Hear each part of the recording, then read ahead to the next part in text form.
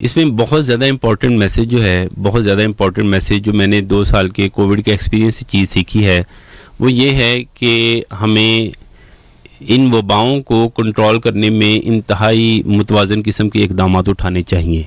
वो मुतवाज़न इक़दामात क्या हैं? मुतवाज़न इक़दामात ये हैं कि ना आप इन्हें फ्रॉड समझें जी जी, और ना ही आप इन्हें दिलो दिमाग के ऊपर सवार कर लें जी।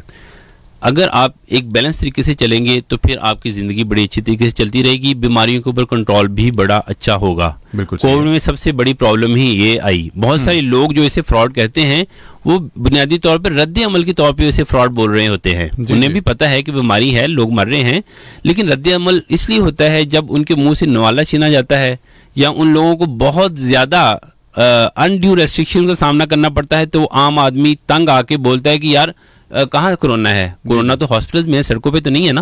वो कहता है यार कोरोना मुझे तो कोई नजर नहीं आ रहा, तो ये इन्होंने क्या ड्रामा मेरे साथ रचाया हुआ है। तो इसलिए वो इनका बेसिकली रद्द-ए-अमल होता है। ठीक है। तो इसलिए हमें भी चाहिए कि हम मॉडरेशन के साथ, एक बैलेंस अप्रोच के साथ इस डिजीज को सॉल्व करें, तो this will be the best approach.